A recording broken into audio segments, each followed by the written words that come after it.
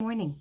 Just a quick video this morning. I'm mindful that we finished up covering the general vision and viewpoint with regard to the comparative studies in the last video. So today I want to take a brief look at the theme and issue, exactly what's expected of you and what it is.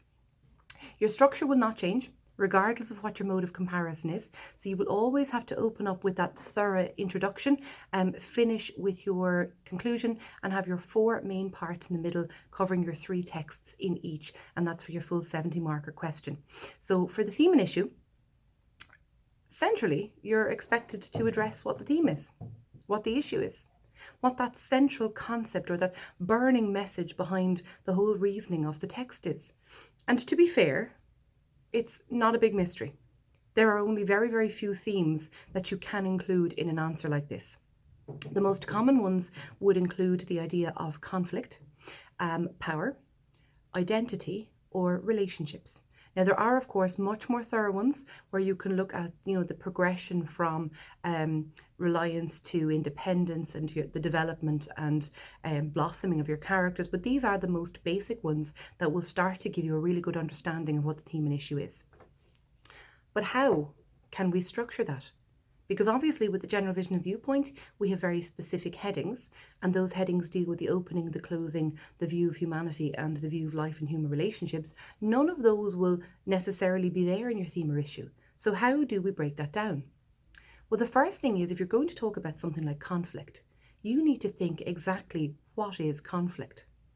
Now, if you asked me what conflict was, I would immediately think of, war-based conflict, politics, anything associated with that kind of conflict. But there are, of course, other kinds of conflict. There's conflict within relationships. There are catalysts or instigators for that conflict.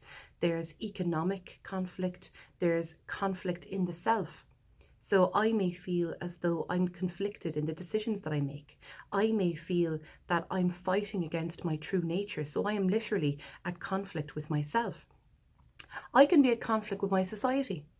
I may feel like I don't belong in my society because of what my society stands for, what the values and traditions of that society are, and how is all of this conflict resolved?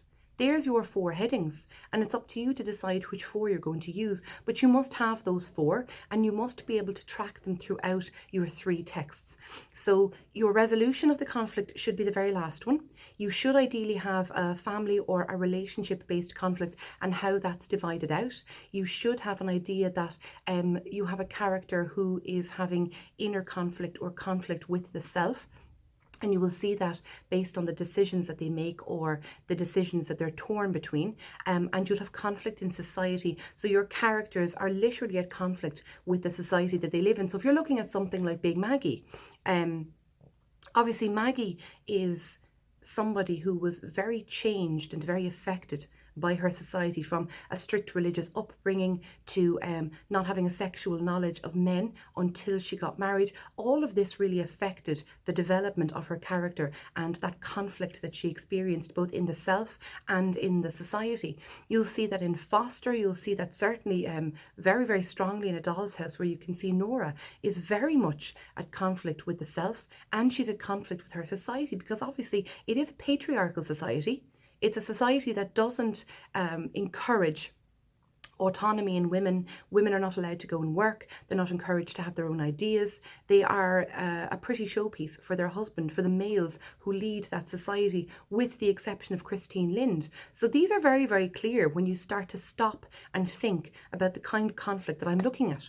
So what I would like you to do is I would like you to choose a question from the exam papers for theme and issue. It will never say pick conflict. It will only say a theme of your choice or an issue of your choice. So I want you to pick one that you feel would suit conflict. And I want you to stop, and I want you to draw 3 grids. Text 1, text 2, text 3, and I want you to break it down 4 different ways for your 4 different kinds of conflict, whether it's conflict with the self, conflict in society, political or economic conflict, or relationship-based conflict, and the resolution of that conflict. So you want to track that through all 3 of your texts to show that text 1, yes, there's conflict. Text 2, how similar is that conflict? To what extent is it similar or different? And the exact same with text 3. When you have done that, come back to me and and we will have a look at that, or I will pop on a little bit later to further explore that idea throughout the other kinds of conflict or the other kinds of theme and issues that we can look at. All right, really quick video this morning. It was just at the back of my mind that you will be doing this over the Christmas holidays, so don't be lazy. Have a good look at that. It will benefit you, and at least then you're going into your mocks with two good strong modes of comparison covered and under your belt. All right, thank you.